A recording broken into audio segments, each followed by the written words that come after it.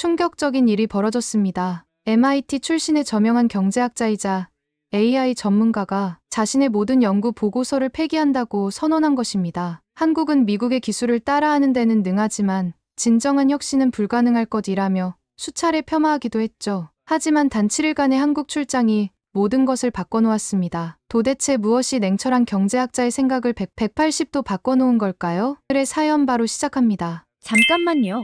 1초면 가능한 좋아요 버튼을 눌러주시면 영상 제작에 큰 힘이 됩니다. 저는 구글 AI 리서치의 수석 경제분석가로 일하고 있는 레이먼드 박입니다. 실리콘밸리의 마운틴뷰에서 20년 넘게 살고 있죠. 매일 아침 제 팔로알토 집 창문 너머로 보이는 풍경은 제가 이뤄낸 아메리칸 드림을 보여주는 것 같아 가슴이 뿌듯했습니다. 어린 시절 부모님은 늘 한국의 자랑스러운 역사와 문화를 이야기해 주셨어요. 한국전쟁에 참전했던 미군 장교였던 아버지는 어머니를 만나 결혼하신 후 한국의 끈기와 저력을 누구보다 잘 알고 계셨죠. 한국은 반드시 세계 최고가 될 거야. 넌 그걸 잊지 말아야 해. 하지만 저는 달랐습니다. 학창시절 한국계라는 이유로 받은 수많은 차별과 무시가 저를 바꿔놓았어요. 점심시간에 도시락을 열 때마다 들려오던 비웃음, 아시안이라고 놀리던 친구들의 말이 저를 지배했죠. 그래서 일부러 한국어를 거부했고 한국 음식도 먹지 않았습니다. 부모님은 제가 한국의 정신을 이어가길 바라셨지만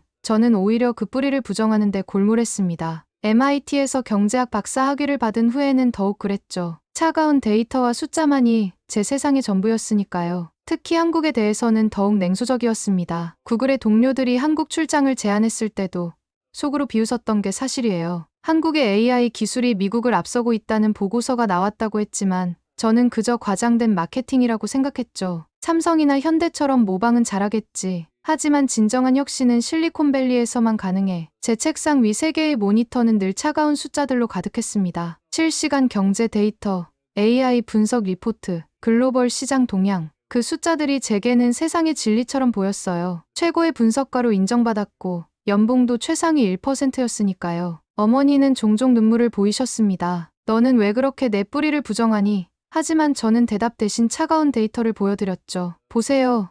미국이 모든 면에서 앞서 있잖아요. 그러던 어느 날, 제 모니터에 한 줄의 메일이 떴습니다. 레이먼드, 다음 주 한국 출장은 확정이야. 서울 AI 연구소에서 일주일간 체류하게 될 거야. 짜증이 났습니다. 우리 팀의 시간을 낭비하는 것 같았거든요. 출장 전날 밤, 저는 이미 결론이 정해진 보고서를 쓰기 시작했습니다. 한국의 AI 기술은 미국의 80% 수준에 불과하며 진정한 혁신보다는 모방에 치중하고 있다. 비행기 티켓을 출력하면서도 마음 한구석이 불편했습니다. 어머니의 눈물 어린 눈빛이 자꾸 떠올랐거든요. 하지만 그건 시작에 불과했습니다. 제가 한국에서 마주하게 될 충격적인 진실은 제가 믿어온 모든 것을 완전히 뒤흔들어 놓을 준비를 하고 있었으니까요. 그리고 그 모든 것은 인천공항에 도착하는 순간부터 시작되었습니다. 비행기에 오르기 전까지만 해도 제 마음은 여전히 차가웠습니다. 대한항공 비즈니스석을 예약하면서도 어차피 미국 항공사의 모방일 뿐이겠지라는 생각이 들었죠. 하지만 제 생각이 완전히 틀렸다는 걸 깨닫는 데는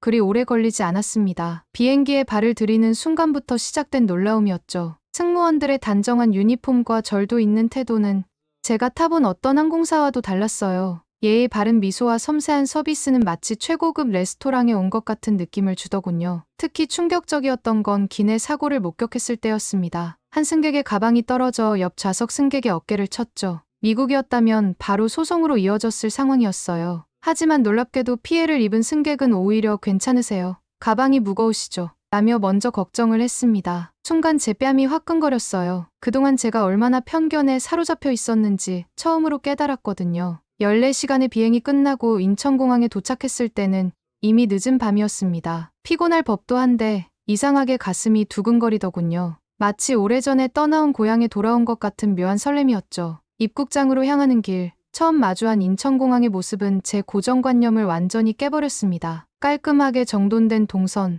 최첨단 자동화 시스템, 그리고 무엇보다 질서정연하게 움직이는 사람들. 미국의 어느 공항에서도 보지 못한 광경이었어요. 특히 자동 입국 심사대는 충격 그 자체였습니다. 생체 인식 한 번으로 모든 절차가 끝나버리더군요. 미국에서는 보안 검색부터 입국 심사까지 보통 1시간 넘게 걸리는데 여기서는 고작 10분이면 충분했습니다. 옆에서 한 외국인 관광객이 감탄사를 연발하는 게 들렸어요. 이게 가능한 거였어? 우리나라는 언제쯤 이렇게 될 수 있을까? 그 말을 듣는 순간 제 안에서 뭔가가 살짝 흔들리는 걸 느꼈습니다. 짐을 찾아 공항철도로 향하는 동안 처음으로 어머니의 말씀이 떠올랐어요. 한국은 절대 포기하지 않는 나라야. 언젠가 세계가 놀랄 거야. 그동안 저는 그 말을 옛날 어른들의 허황된 자부심이라고만 생각했는데 공항철도에 올라 서울로 향하는 동안 제 노트북을 열어 아까 써두었던 보고서 초안을 다시 읽어보았습니다. 갑자기 부끄러워졌어요. 이제 겨우 공항에 도착했을 뿐인데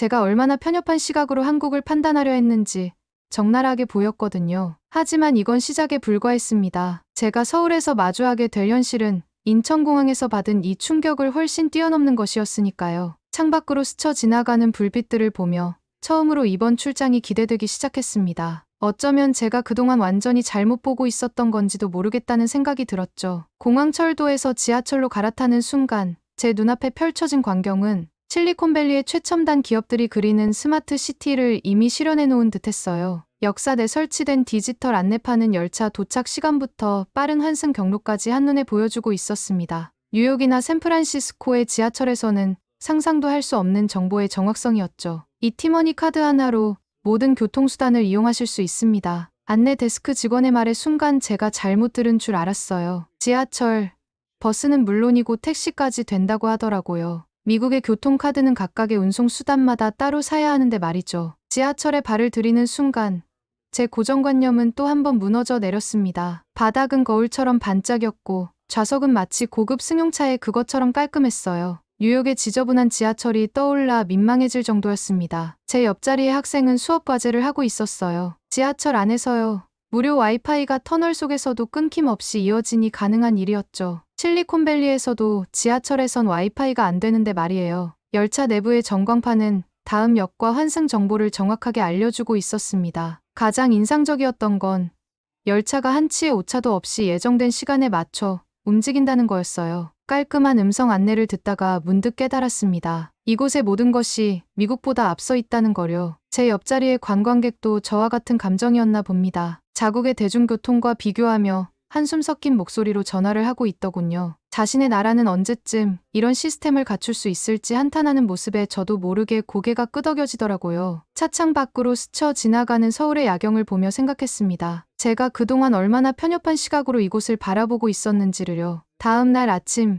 사전에 방문하기로 약속된 AI 연구소로 향했습니다. 택시에서 내려 건물을 올려다보는데 묘한 기분이 들더군요. 제가 그동안 아시아의 모방자들이라고 무시했던 이곳에서 무언가 특별한 것을 발견하게 될 것만 같았습니다. 로비에 들어서자 연구소장님께서 반갑게 맞아주었습니다. 프린스턴 박사 출신인 그는 미국 실리콘밸리에서 10년간 일하다 한국으로 돌아왔다고 하더군요. 처음엔 그의 선택을 이해할 수 없었습니다. 실리콘밸리를 두고 왜 한국을 선택했을까요? 연구소 내부를 둘러보면서 그 이유를 조금씩 이해하기 시작했습니다. 특히 AI 반도체 연구실에서 흥미로운 광경을 목격했어요. 메모리 반도체 기술을 기반으로 한 독특한 접근 방식이었습니다. 우리는 메모리 기술의 강점을 A에 접목시켰습니다. 김 박사의 설명에 귀가 쫑긋었습니다. 기존 반도체의 한계를 뛰어넘는 새로운 방식이죠. 아직 발전 중이지만 우리만의 길을 개척하고 있습니다. 특히 인상적이었던 건 의료 AI 파트였습니다. 유방암 진단 시스템을 시연하는데 그 정확도가 놀라웠어요. 전문의보다 오진율이 평균 5% 이상 낮습니다. 특히 초기 암 발견에서 큰 강점을 보이고 있죠. 실제 데이터를 보면서 입이 벌어졌습니다. 거짓말처럼 보였던 수치가 현실이었어요. 어떻게 이런 성과가 가능했나요? 김 박사는 빙그레 웃으며 대답했습니다. 우리에겐 독특한 장점이 있습니다. 의료 시스템이 잘 갖춰져 있고 데이터 확보가 상대적으로 수월하죠. 무엇보다 도전을 두려워하지 않는 문화가 있습니다. 점심시간 연구소의 구내식당에서 더 많은 이야기를 들었습니다. 한국의 AI 기업들이 세계 시장에 도전장을 내밀고 있다는 거였죠. 아직 많은 분야에서 세계 최고는 아니지만 특정 영역에서는 이미 선두권에 올라 있다는 설명이었습니다. 오후에는 자율주행 시뮬레이션 센터를 방문했어요. 복잡한 도심 환경에서의 테스트가 진행 중이었는데 한국 특유의 깊이 있는 반도체 기술이 접목되어 있었습니다. 연구소를 나서는 길, 제 생각이 완전히 바뀌어 있었습니다. 한국은 더 이상 모방하는 나라가 아니었어요. 자신들만의 방식으로 새로운 길을 개척하고 있었죠. 특히 메모리 반도체 같은 강점 분야를 기반으로 독자적인 혁신을 이뤄내고 있었습니다. 호텔로 돌아오는 택시 안에서 휴대폰을 꺼내 어머니께 문자를 보냈습니다. 어머니, 제가 정말 많이 틀렸네요. 한국은 제가 알던 것과 너무 다릅니다. 하지만 이날의 놀라움은 여기서 끝이 아니었습니다. 제 진짜 깨달음은 그날 저녁 연구소 직원들과의 회식 자리에서 시작됐으니까요. 회식 자리는 제가 알던 것과는 전혀 달랐습니다. 과거 아버지에게 들었던 폭주하는 회식 문화는 온데간데 없고 대신 서로를 배려하는 따뜻한 분위기가 이어졌습니다. 김 박사는 저를 데리고 연구소 근처의 한 식당으로 향했어요. 우리 연구원들이 좋아하는 곳입니다. 강요 없이 오고 싶은 사람만 오는 자리예요. 그의 말에서 한국의 회식 문화도 많이 변했다는 걸 느낄 수 있었습니다. 하지만 진짜 놀라움은 다음 날 아침에 찾아왔습니다. 연구소 직원들의 일상을 직접 보게 된 거죠. 먼저 구내 식당에서 아침을 먹었는데 제 눈을 의심할 수밖에 없었습니다. 호텔 뷔페 수준의 식사가 무료로 제공되고 있었거든요. 신선한 샐러드부터 따뜻한 한식까지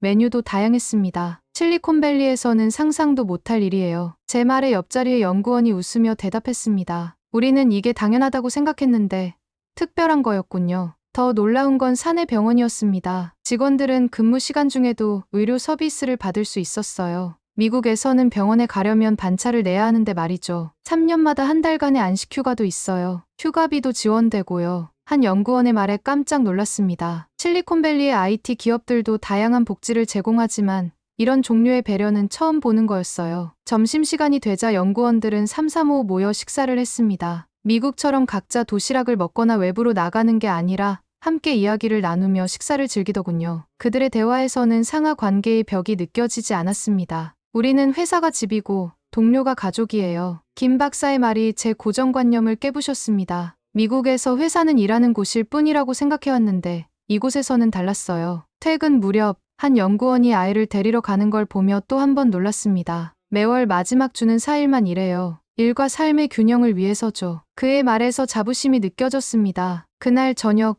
호텔 침대에 누워 생각했습니다. 우리가 그토록 추구하던 실리콘밸리식 혁신이 어쩌면 우리가 모르는 사이에 이곳에서 더 발전된 형태로 진화하고 있는 건 아닐까요? 돈으로 살 수 없는 것들, 서로에 대한 배려, 공동체 의식, 그리고 일과 삶의 조화. 이런 것들이 바로 이곳 연구소의 경쟁력이었습니다. 휴대폰을 들어 미국 본사 동료들과의 단체 채팅방을 열었습니다. 거기엔 여전히 주말 근무와 야근에 대한 불만이 가득했죠. 그때 깨달았습니다. 한국은 이미 우리가 꿈꾸던 미래의 직장 문화를 만들어가고 있다는 거요. 이런 생각을 정리하기 위해 노트북을 켰습니다. 오늘 본 것들을 기록해두고 싶었거든요. 그런데 옆자리에 두었던 서류 가방이 보이지 않았습니다. 순간 등줄기가 서늘해졌어요. 그 가방 안에는 이번 출장의 모든 보고서와 회사의 기밀 문서들이 들어있었으니까요. 당황한 마음에 호텔 로비로 내려갔습니다. 마지막으로 본 게 저녁 식사 전이었으니 혹시 레스토랑에 두고 왔을지도 모른다는 생각이 들었거든요. AI 반도체 관련 자료들,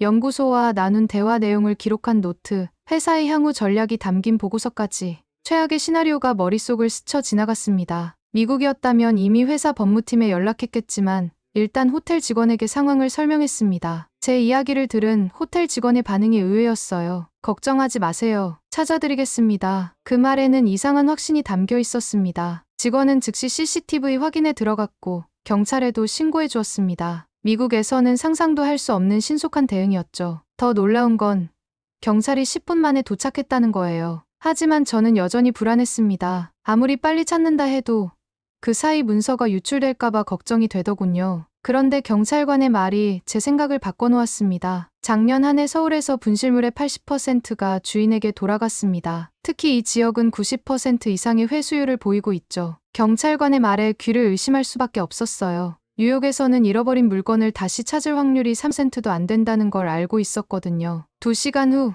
기적 같은 소식이 들려왔습니다. 제 가방을 누군가가 경찰서에 맡기고 갔다는 거였어요. 택시 기사님이었다고 했습니다. 호텔 레스토랑에서 저녁을 먹고 나올 때 자리에 두고 온 걸 청소하시는 분이 발견해서 택시 기사님께 전달했다고 하더군요. 가방을 받아보고 더 놀랐습니다. 안에 든 물건이 하나도 빠짐없이 그대로였어요. 심지어 지갑 속의 현금까지도요. 택시 기사님은 사례금을 받기는커녕 연락처도 남기지 않고 그냥 가셨다고 합니다. 그날 밤 저는 깊은 생각에 잠겼습니다. 이건 단순히 분실물을 찾은 게 아니었어요. 한국 사회에 뿌리 깊게 자리 잡은 신뢰와 정직함을 발견한 순간이었습니다. 문득 며칠 전 연구소에서 보았던 풍경이 떠올랐어요. 연구원들이 자유롭게 회의실을 드나들며 기밀 문서를 다루는 모습, 서로를 신뢰하며 일하는 분위기. 이제야 이해가 됐습니다. 이런 신뢰가 있었기에 빠른 혁신이 가능했던 거예요. 호텔 방으로 돌아와 노트북을 펼쳤습니다. 그리고 처음으로 제 보고서의 방향을 완전히 바꾸기로 했어요. 한국의 경쟁력은 첨단 기술만이 아니었습니다. 그 기술을 가능하게 하는 사회적 신뢰와 정직함. 바로 이것이 진정한 힘이었던 거죠. 그날 밤 일찍 잠자리에 들었습니다. 다음 날 아침 9시에 한 젊은 기자와의 인터뷰가 잡혀 있었거든요. 피곤했지만 이상하게 잠이 오지 않았습니다. 제 머릿속에는 그동안 보고 느낀 한국의 모습들이 계속해서 맴돌았으니까요. 아침 9시 호텔 1층 카페에서 정하영 기자를 만났습니다. 30 초반으로 보이는 그녀는 제가 예상했던 것과는 전혀 다른 질문을 던졌죠. 박사님은 왜 그렇게 한국을 부정하셨나요? 순간 말문이 막혔습니다. 누구도 저에게 이런 직설적인 질문을 한 적이 없었거든요. 그동안 수많은 인터뷰를 했지만 모두 AI 기술이나 경제 전망에 관한 이야기뿐이었습니다. 정 기자는 제 침묵을 기다려주었습니다. 천천히 커피를 마시며 마치 오래된 친구처럼 편안한 눈빛으로 저를 바라보더군요. 그러다 불쑥 던진 한마디. 박사님 어머니는 어떤 분이셨나요? 그 말에 제 안에 무언가가 무너져 내렸습니다. 어머니, 늘 한국의 이야기를 들려주려 하셨지만 제가 외면했던 그 시간들이 떠올랐어요. 처음으로 다른 사람에게 제 이야기를 하기 시작했습니다. 학창 시절의 차별과 무시, 그로 인해 한국인이라는 정체성을 지우려 했던 시간들. 하버드에서 박사 과정을 밟으면서 더욱 완벽한 미국인이 되려 했던 제 모습까지. 정 기자는 고개를 끄덕이며 이야기했습니다. 우리나라도 비슷한 시기가 있었어요. 식민지를 겪고 전쟁을 겪고. 하지만 우리는 그 아픔을 원동력으로 삼았죠. 박사님도 이제 그 힘을 느끼시지 않나요? 갑자기 연구소에서 봤던 장면들이 스쳐 지나갔습니다. 불가능을 가능으로 만드는 도전 정신, 서로를 신뢰하는 문화, 그리고 끊임없는 혁신. 그것은 수백 년의 역사가 만들어낸 한국인의 정신이었던 거죠. 점심시간이 다가올 때까지 우리의 대화는 계속됐습니다. 정 기자는 제가 미처 보지 못했던 한국의 모습을 들려주었어요. 고단했던 현대사 속에서도 희망을 잃지 않았던 이야기들, 불가능을 가능으로 만들어온 수많은 순간들. 혹시 한강의 기적을 아세요? 그리고 지금 우리가 만들어가는 새로운 기적도요. 그녀의 말에 고개를 들어보니 창밖으로 현대적인 빌딩 숲이 보였습니다. 그 순간 이상한 감정이 밀려왔어요. 자부심, 그리고 부끄러움이 뒤섞인 감정이었습니다. 우리는 늘 새로운 길을 개척해왔어요. 불가능이란 없었죠. 박사님의 부모님도 그런 분들이셨을 텐데요. 가슴 한켠이 무거워졌습니다. 그동안 제가 얼마나 어리석었는지 깨달았거든요. 성공을 위해 한국인이라는 제 정체성을 지우려 했고 부모님의 자랑스러운 이야기도 외면했습니다. 허나 이곳에서 보낸 시간들이 제게 진실을 알려주었어요. 제가 부정했던 그 뿌리야말로 제 강점이 될 수 있었다는 거요. 호텔로 돌아오는 길, 서울의 밤거리를 바라보며 생각했습니다. 이제는 더 이상 도망치지 않겠다고요. 그렇게 한국에서의 일정으로 마치고 집으로 돌아왔습니다. 제일 먼저 부모님 댁에 들렀죠. 현관문을 열자 어머니가 반갑게 맞아주셨습니다. 오랜만에 보는 어머니의 얼굴에 주름이 더 깊어진 것 같아 마음이 아팠죠. 한국이 많이 변했더라고요. 식탁에 앉아 어머니가 건네주신 따뜻한 녹차를 마시며 말씀드렸습니다. 제가 그동안 많이 무지했네요. 한국을 너무 모르고 있었어요. 어머니는 말없이 제 손을 잡으셨습니다. 그동안 한국의 발전상을 들려주시려 할 때마다 귓등으로도 듣지 않았던 제가 부끄러워졌어요. 아버지도 옆에서 흐뭇하게 미소 지으셨습니다. 집으로 돌아와 제 서재에 앉았습니다. 노트북을 켜고 출장 첫날 쓰기 시작했던 보고서를 열었죠. 한국의 AI 기술은 미국의 80% 수준에 불과하며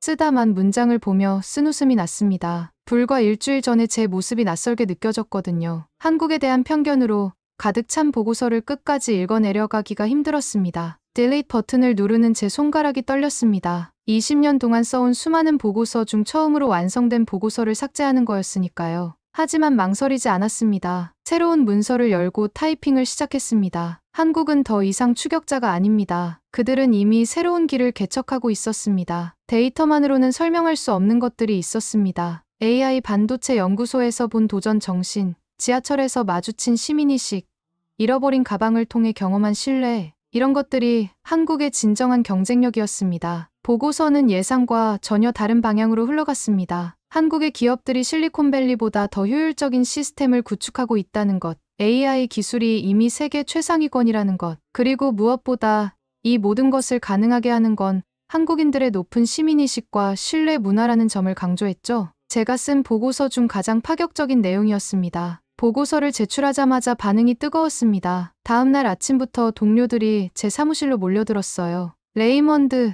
도대체 무슨 일이 있었던 거야? 그들의 눈에는 의구심이 가득했죠. 평소 냉철한 데이터 분석가로 알려진 제가 한국의 기술력과 문화를 이렇게 높이 평가하리라고는 아무도 예상하지 못했던 거죠. 부사장의 관심은 단순한 격려를 넘어서 실질적인 행동으로 이어졌습니다. 다음 날 아침, 그는 제게 아시아 전략팀을 직접 이끌어보지 않겠냐고 제안했죠. 처음에는 망설여졌습니다. 데이터 분석가로서의 제 영역을 벗어나는 일이었으니까요. 하지만 한국에서의 경험이 제게 새로운 용기를 주었습니다. 저는 아시아 전략팀 리더직을 수락했습니다. 이제는 한국 기업들과 협력하는 새로운 방안을 찾고 있죠. 특히 AI 반도체 분야에서 한국의 기술력을 적극적으로 배우고 싶습니다. 그동안 제가 얼마나 거만한 시선으로 한국을 바라보았는지 깊이 반성하게 됩니다. 한국이 이룩한 기술의 발전은 단순한 모방이 아닌 끊임없는 도전과 혁신의 결과였습니다. 이제야 깨달았습니다. 제가 그토록 부정하고 싶었던 제 뿌리가 오히려 제 가장 큰 자산이 될 수 있다는 것을요. 머지않아 부모님과 함께 한국을 방문하고 싶습니다. 놀랍게 발전한 조국의 모습을 보여드리면 어떤 표정을 지으실지 벌써부터 가슴이 설렙니다. 오늘 사연을 어떻게 들으셨나요? 한국의 AI 기술이 이미 세계 최고 수준에 도달했다는 것은 더 이상 놀라운 일이 아닙니다. 실리콘밸리의 최고 전문가도 인정한 우리의 기술력, 그리고 이를 가능하게 만든 한국인들의 높은 시민의식과 도전 정신이 주목을 받고 있다는 사실에 뿌듯해집니다. 오늘 사연에 대한 여러분의 생각을 댓글로 남겨주세요. 감동뭉클에서는 여러분의 소중한 마음을 모아 사연 주인공들에게 전해드리고 있습니다. 여러분 주변에 감동적이거나 재미있는 실제 사연들을 제보받고 있으니 언제든 저희 공식 메일로 제보해주세요. 오늘 들려드린 사연에 공감하셨다면 구독과 좋아요 눌러주시고 주변 분들과도 공유해주세요. 여러분의 작은 관심과 응원이 더욱 좋은 콘텐츠를 만드는 데 큰 힘이 됩니다. 오늘도 여러분의 하루의 작은 즐거움이라도 되었기를 바라며 지금까지 감동뭉클이었습니다. 끝까지 시청해주셔서 감사합니다. 다음에 더 감동적인 사연으로 찾아뵙겠습니다.